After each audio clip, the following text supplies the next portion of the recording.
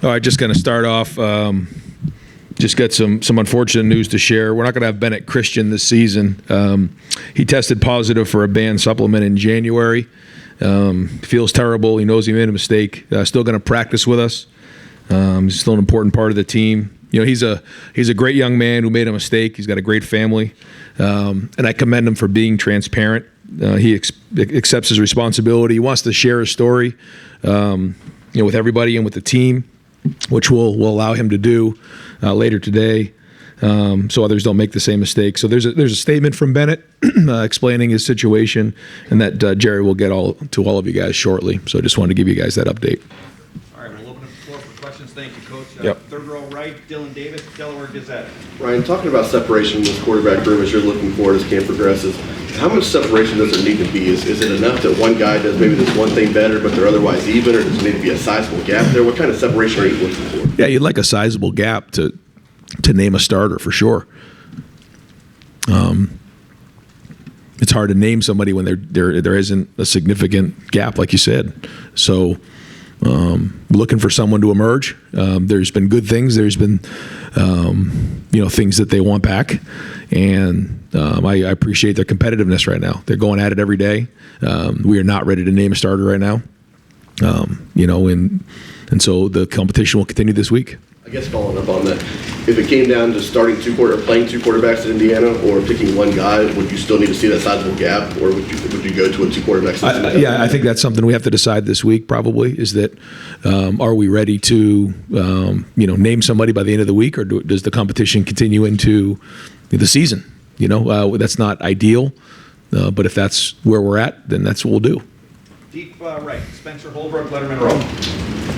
Ryan, when you see Tywone Malone out there working with the defensive line and getting in the backfield, is that what you guys expected from him right away, or has he kind of caught you guys by surprise compared to what you thought you were getting from him on this inside? Tywone Malone. Tywone is someone that we recruited out of high school who was a baseball player and a football player, and split his time when he was in high school and at Ole Miss. And so we felt like if he just completely devoted himself to football, we were able to get the best version of Tywone. And so we've seen so far flashes that he can do it. But it's going to go back to, you get to this point of preseason camp. I'm going to continue to say this. It's about the consistency of doing it all the time. But we see the ability, and we know that if he shows consistency, that he can help us. Third row, left, Dan Hope, 11 Warriors. Ryan, we saw Josh Simmons at left tackle on Friday. Are you guys looking at him as the leader at left tackle right now?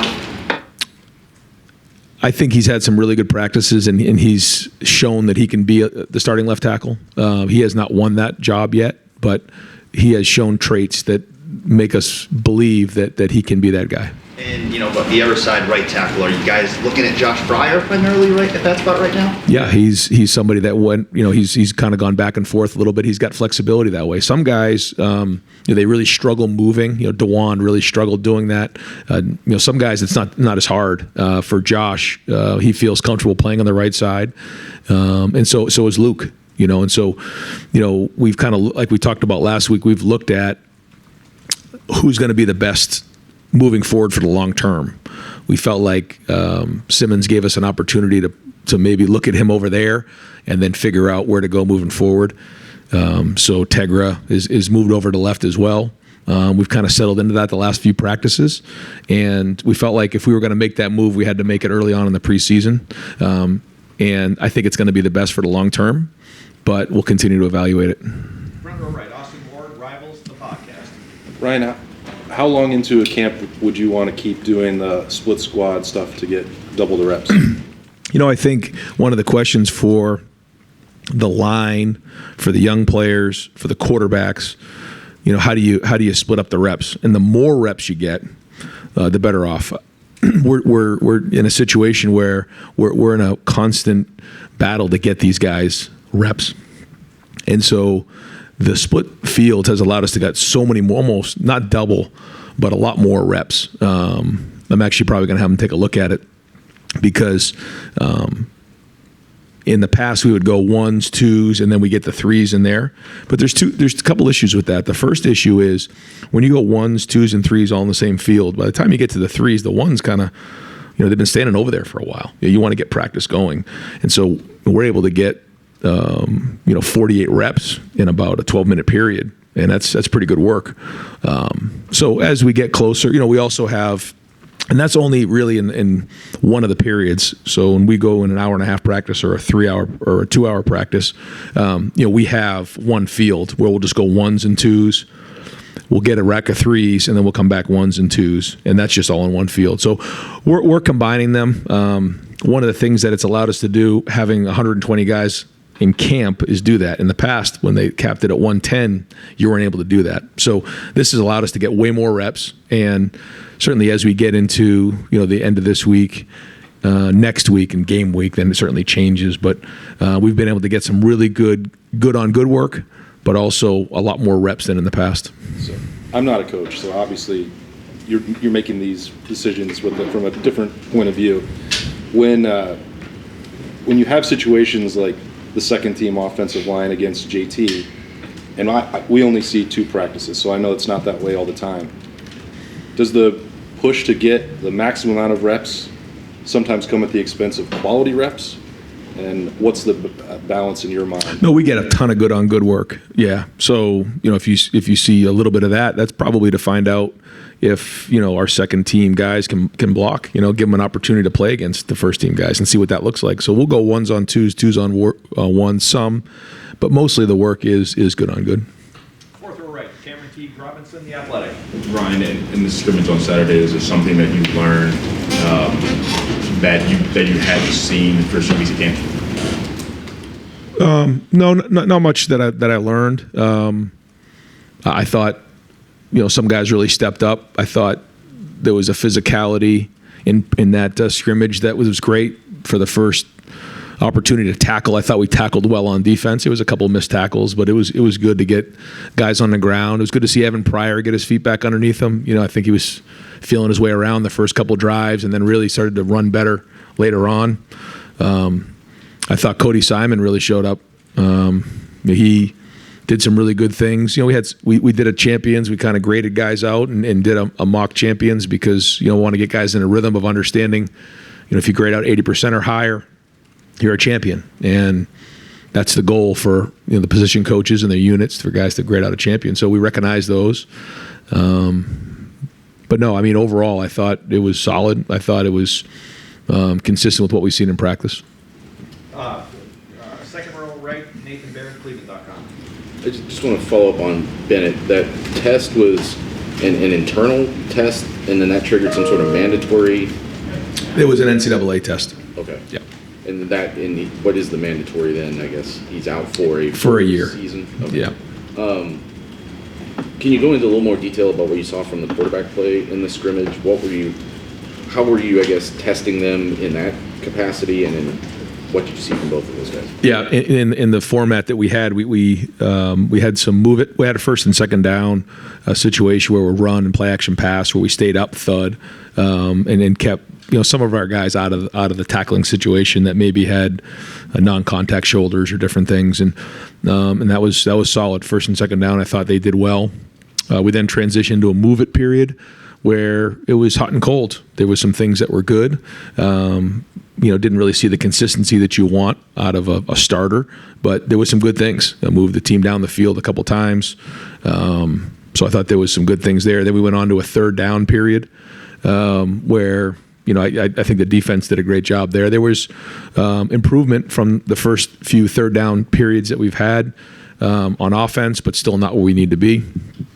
There was a coming out period that I thought, for the most part, the quarterbacks took care of the job and did their part there. And then it went to the red zone, and it was okay. wasn't great on either end. So I guess the bottom line is, there was some good things there, but there was also some plays that they would want back. And so again, we're looking for the consistency there. And I keep going back to the fact that I don't feel like there needs to be extraordinary play. It's making the routine plays routinely and taking care of the football, period. I think we have to understand situational football. I think that's important. And then ultimately leading the team down the field. So those are the areas that we've been emphasizing, and the competition will continue this week. Right behind him, Tony Girdman, Buckeye Huddle. Ryan, with two new quarterbacks, running game obviously would help to break them in. How do you judge that? How do you build that to in camp when you can't necessarily be as physical as you'd like? Yeah, the running game is going to be very important. You think about the first years for Justin and for CJ, it was important to have a good running game. We learned the lesson on that in the Oregon game, in my opinion, on offense. You have to be able to run the football when you get in the red zone, when you get in third down situations, first and second down. It sets up play action pass. So it's something that we've been spending a lot of time on, and I like our progress there, but we got to keep building on it. When it's good, you can tell. I mean, yeah, just week in and week out, day in and day out, you just feel it. I mean, it's the ball's getting to the second level. Trey's hitting the hole, the timing, the guy's rocking off the ball. You can see it when you're out there, and there's promise here. when do you think you'll be there? I mean, by the end of this week, you'd like to know where you're at in a lot of areas. This is kind of the last week we can just focus on football because classes start next Tuesday. So, by the end of this week, you got to know. I think right now we know what we need to work on. I mean, we have a list of things. Here are the things we got to get better at this week. Here are some things we feel like we're doing well. But I said to the staff, by Saturday, we need to have our identity kind of etched in stone on where we're at. And we say it all the time, you have your fastballs, then you have your changeups and curveballs. But we better know where the fastballs are and then continue to get better at the changeups and curveballs. Right next door, Rob Aller, Columbus Dispatch. Yeah, related to that, when you have an inexperienced quarterbacks, what's the focus or emphasis for the offensive line? Is the message you got to protect this guy? Is it pass protect? Is it we got to run? Is it a little bit of everything? I mean, you know what I mean? Yeah, I know what you're saying. I think the message for the whole offense is that, whether it's the line or the receivers, is that, they need a good picture of the quarterbacks. And the only way to get a good picture in the passing game is to, space out the routes. It's to give them a good pocket. It's to be clean. I mean, they have to be on their game early on for young quarterbacks. So I think that's important. But to your point, staying on schedule is going to be critical for young. If you're behind the sticks, anybody, forget who it is, CJ Stroud, and that puts us in a bad spot. So we have to be efficient. We have to be good on first down, and that means running the ball for 4 yards or more, and then being able to execute efficiently. The RPO game, the quick game, and then the play action pass. Far right, Justin Holbrook, WCMH. Going back to the split field, I'm curious, have you seen leaders emerge where maybe they wouldn't have a chance to otherwise if they're in a setting where their voice, maybe they don't know how to find it, and then you have a guy that gets more comfortable when it's like that? Yeah, I totally see what you're saying. I agree with it. I think what happens when you're the 2 or the 3, you just kind of sit back and watch somebody else do it, where when you're over there, like, it's fight or flight, and I think, like, if you're Tegra Shabola and you're now with the ones on that field, like, you got to do your job. There's nowhere else to go. And I have seen that. I've seen some guys step up in that matter because there's more of an expectation there. It's not like I'm going to wait for somebody else to come because he's not on this field. I'm the one on this field, and I got to go win this rep. You mentioned before the corners getting their hands on more balls. Is that what you saw on Saturday too? Yeah. I mean, they're. I feel like right now we're more competitive than we've been in a long time at the corner. Behind him, Adam King, WBNS. Kind of going off that, the competitiveness from the defense. Obviously, you want to see your quarterback shine. How much merit do you give to the fact that the defense just looks that much better this offseason? Yeah, it's something you always go through this time of season, and the easy thing to do is to all of a sudden try to change your scheme because maybe one side's seen the other side so much. You have 15 practices in the spring, and then you have the 10 here. So now you're 25 practices in. It's the same thing over and over again, and so one side starts to anticipate what the other is doing, and so today I talk to the staff and then talk to the team about just going right back to day one fundamentals, because that's what it's going to come down to. It's going to come down to blocking. It's going to come down to getting off of blocks, and it's going to come down to toughness and running and hitting. So that's what we kind of went back at it today with, and we're going to continue to focus on that, because there's going to be plays where an offense, the defense anticipates it, and maybe a corner sees a route that he's seen 20 times, he's going to jump it. okay, that's part of the game. We're not going to all of a sudden start to out-scheme each other and get away from fundamentals, because that's ultimately what's going to matter. Go ahead. How much, I know you want to see a quarterback shine, and all the drills and everything, but how much are you watching the locker room from afar and seeing who's kind of taking charge there and becoming a leader there? No, that's everything, yeah. I mean, it's every day. The leadership is challenged. We have a leadership committee. The locker room's right next to my office, so we're all in there all the time and talking to guys and getting a feel for it. I've said this before, I feel like we have a mature team that has leadership, and that has to count for something. So those guys have to, show that leadership and be strong and call things out that need to be called out, because they know what it looks like. When you're young, you don't know what it looks like. You're just kind of playing football. These guys know what it looks like, and so, that has to show up for us. Clay Hall, do we have Clay? You have running back pecking order. Is there a 1, 2, 3, 4, 5? And how would you play 2, 3, as many as 4 guys in a game, or no? I think first off, Trey has had a great offseason, and he's had a great first 10 days of practice. I think he looks fast. He's seeing the holes. He's involved on special teams. He's just overall, I can't say enough about the kind of work he's putting in right now. Now he's got to go do it, and I know he's anxious to get back on the field. From there, I think, Mayan and Dallin, Chip, Evan, those guys will all get in the game. There's a lot of different ways that we can do that, and we'll let them keep working. But there'll always be opportunity. I mean, how it went last year, right? Usually around this time of year, everyone looks at the depth chart and says, how are you going to get all these guys reps? And we're halfway through the season and we can't find a running back. It's just kind of how it goes. So I know those guys are taking care of their bodies. They all want to be healthy and they all want to play. Fourth row middle, Pat Murphy, 24/7 Sports. Ryan, going back to the offensive line and in terms of how that impacts the quarterback, is it more difficult to find a new starting quarterback when you have the questions that you're still trying to answer on the offensive line? No, I know what you're asking. I think, no, I don't think that's going to affect the quarterback play. I think, the progress that's being made there. Yeah, I don't see that being an issue. I like the way we're trending. I think Justin's doing a great job, and I think we have a chance to have a really good O-line. Going back to the split fields real quick, did you see negatives on that maybe you didn't anticipate in addition to some of the positives you've addressed with us? No, I mean, it stresses out the line in some areas where maybe they have to take reps, double the reps, because maybe, a guy's hurt or whatever. So you may have 3 defensive tackles as opposed to 4. So they got worn down, or like a guard is taking maybe a few more reps than they typically would. But for the betterment of the whole, it's been really effective. I don't know how much longer we'll do it, but we did do it for 1 period again today. The second period, we did a 2-minute. We were all in one field. We may do it for 1 more period tomorrow.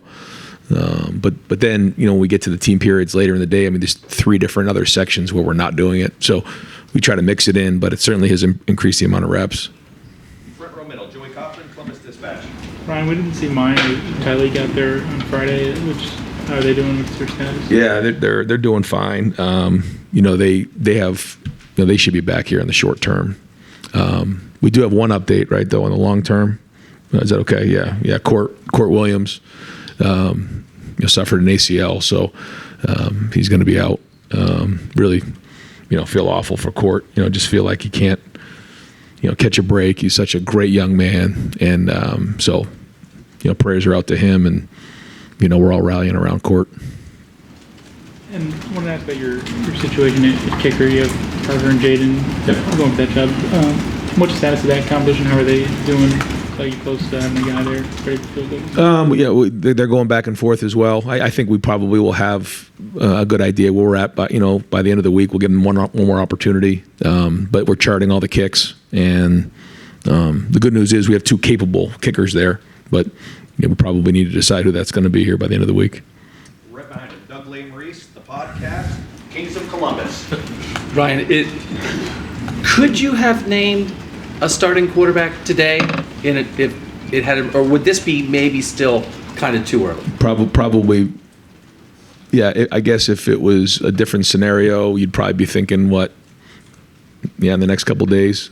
Yeah, I mean, I think we were probably scheduled to do a press conference on Wednesday. That probably would have been about the right time, but we felt like the right thing to do is have the press conference today just to talk a little bit about the scrimmage before we get some of the other guys with you guys. But that probably in CJ or Justin's year was probably about that time. Practice like 12 or 13, but we're not there right now.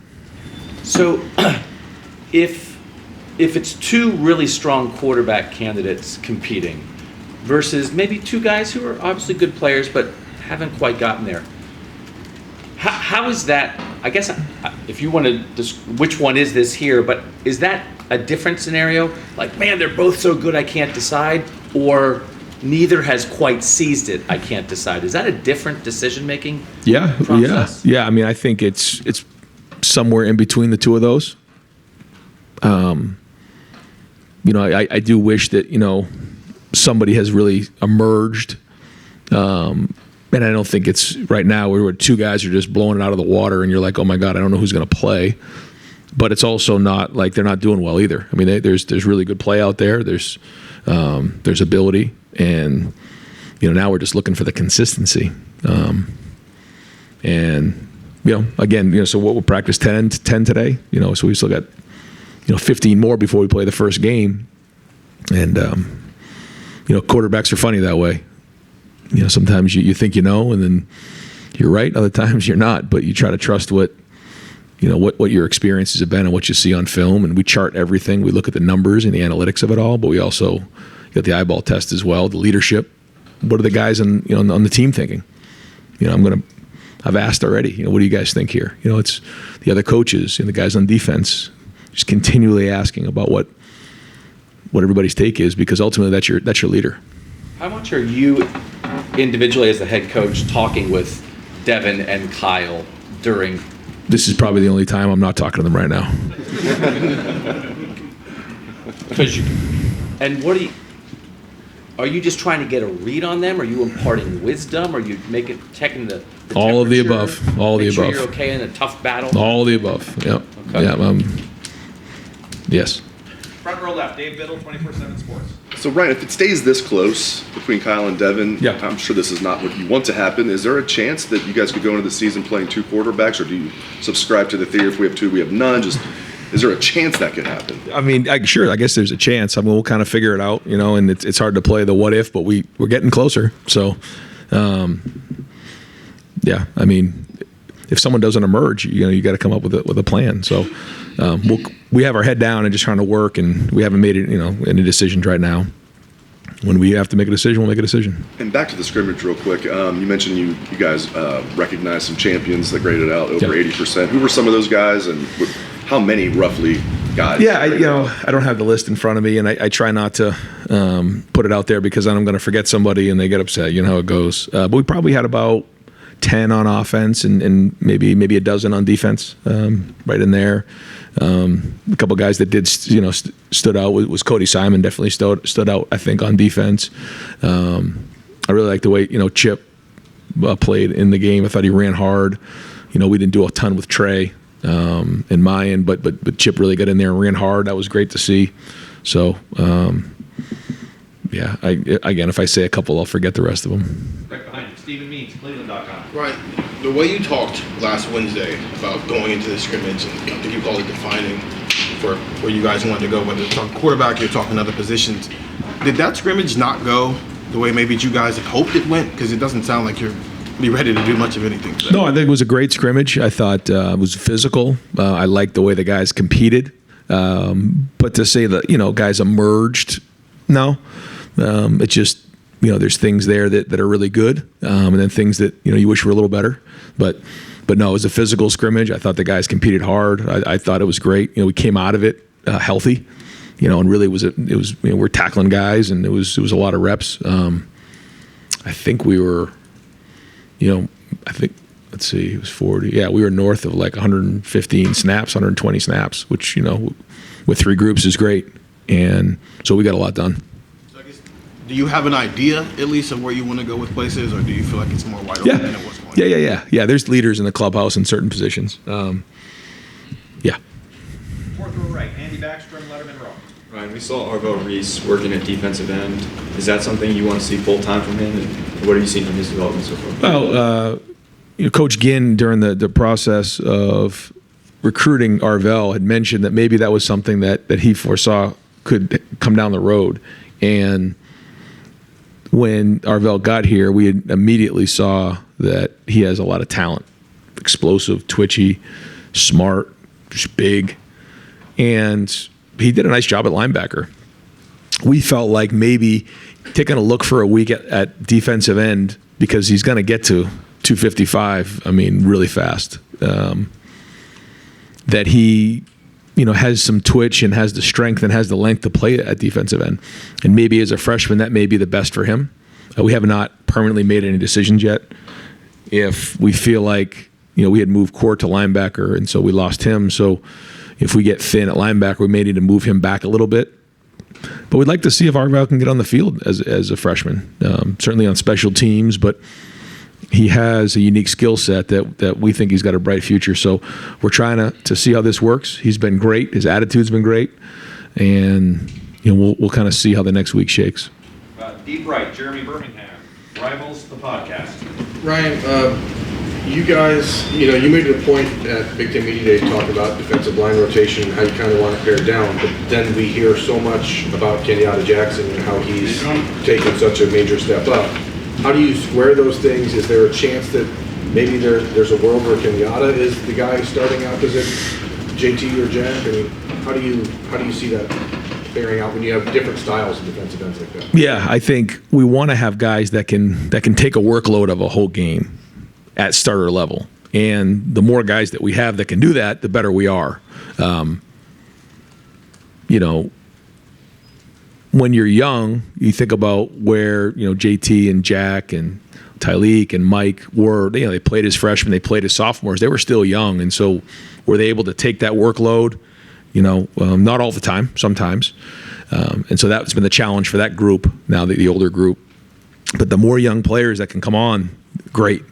And Kenyatta is coming on. He's doing a great job, and so is Caden Curry, and Mitchell Melton's been out there. So this is all encouraging, and I think that's part of what we're talking about with the two groups. You're getting to see these guys work against each other, and they're getting each other better. So, that's a good problem to have. It seems like there's a couple guys like Kenyatta, like CJ Hicks, like Sonny Styles, who you look at them when they're out there, they move a little different. They maybe are a touch higher class of athlete, but then they haven't been as consistent.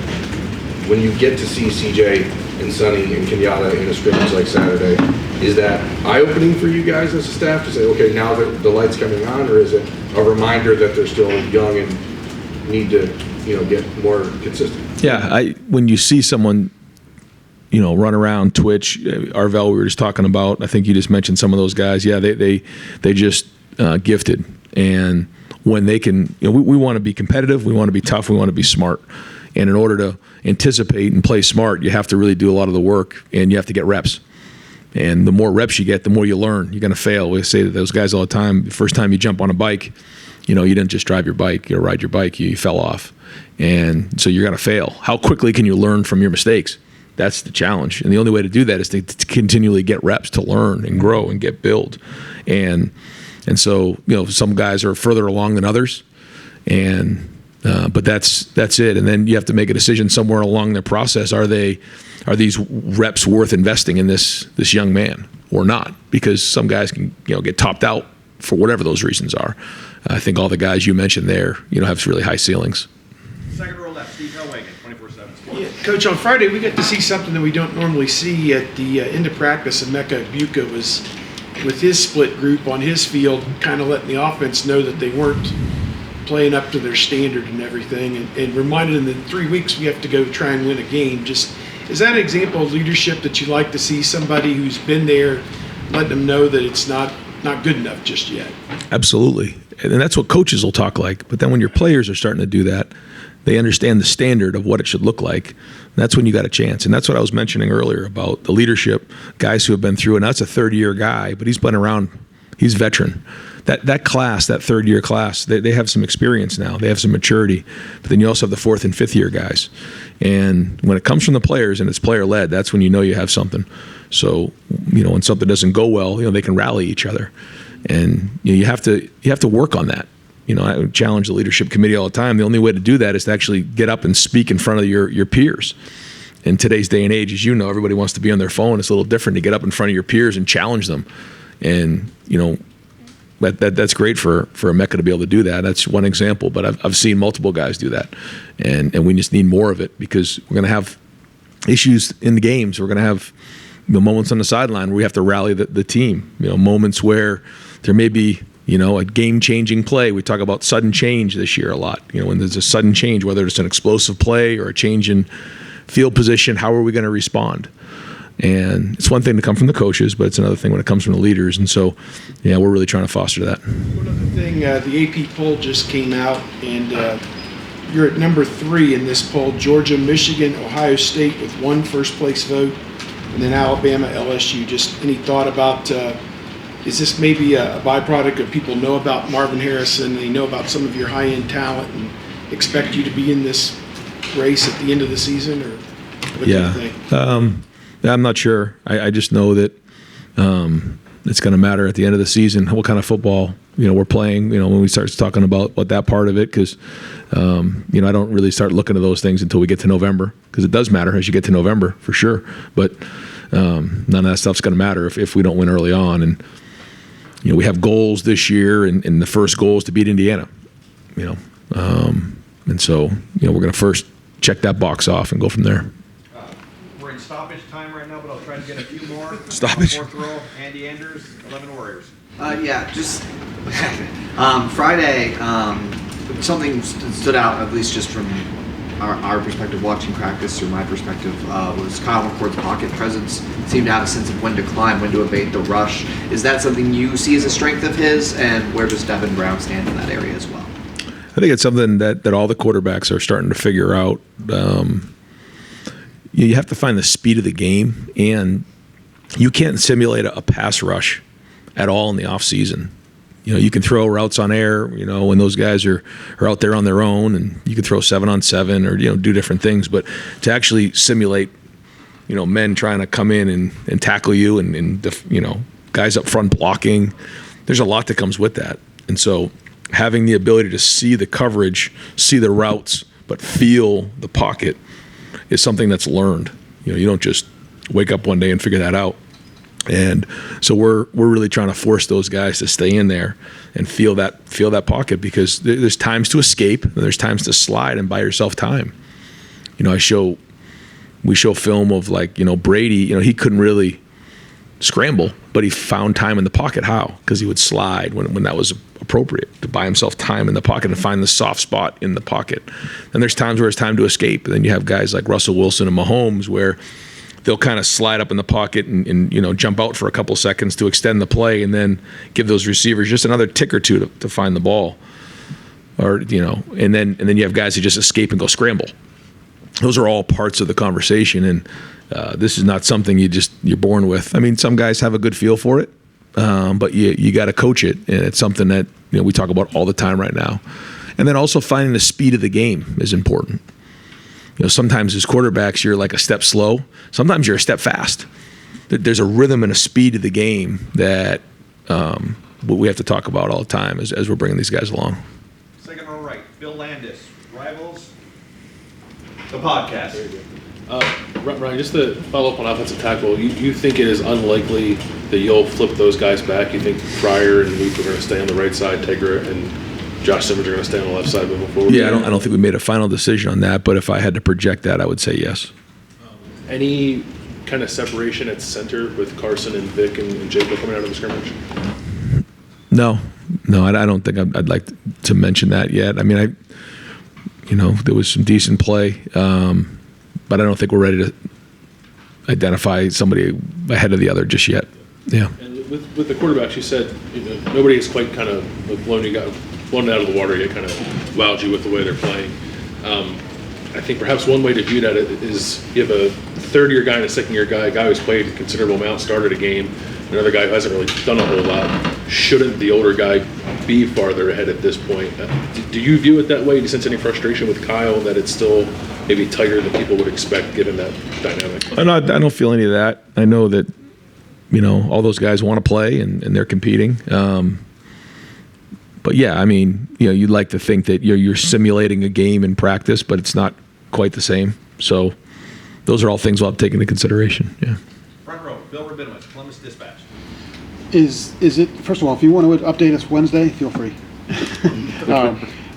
Is it truly even at quarterback, or is one guy ahead in your mind but not enough to say a whole lot about it? And what's maybe the one thing that you want to see from each of those guys that could put them over the top? I mean, that's a word I keep saying, that, consistency. You got to be able to do it over and over and over again. It's not good enough to just do it, 2 or 3 times and then throw an interception. Like, you just can't do that. And the expectation, the standard here is very, very high. But all these guys knew that when they came here. We all agreed on that in recruiting. Where is it at? I could give you a list of the things that both of them are doing well, and then a list of the things that they're not doing well. I just don't think, as I sit here right now, that I could name one the starter. But I know it's a long season, and we'll continue to the thing. And who knows? Maybe in the next few days, or by the end of the week, someone really just takes the next step. But we're trying to give these guys, the opportunity and as many reps as possible to try to, show us that they can do it. You said you are confident that Justin can get that offensive line where it needs to be. Yeah. There's still a lot of moving parts. Is that normal for this time of camp, or would you like to see it more settled?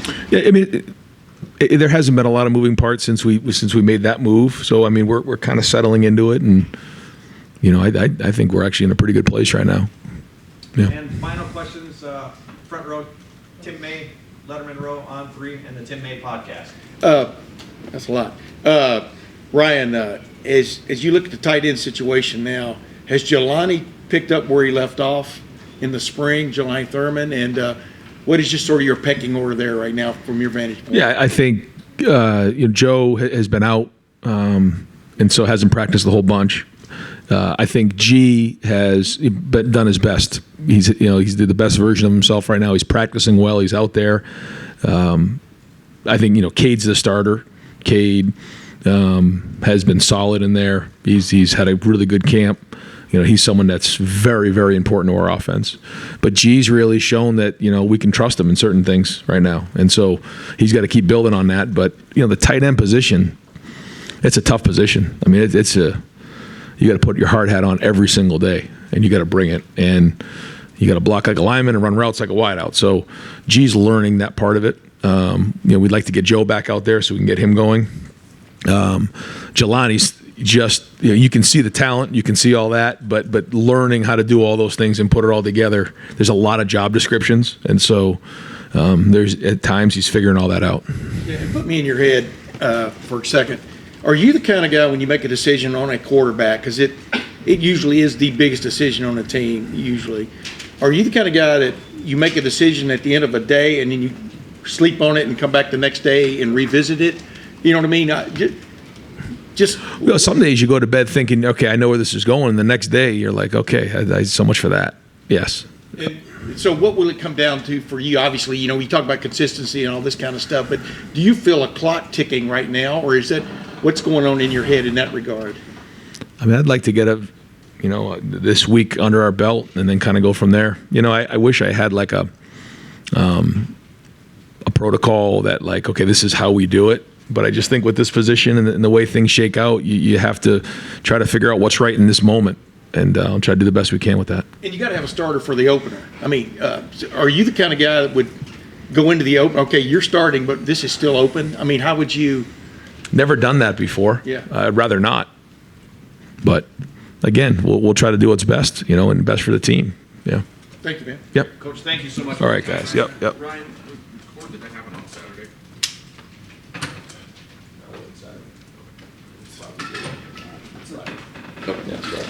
Thank you.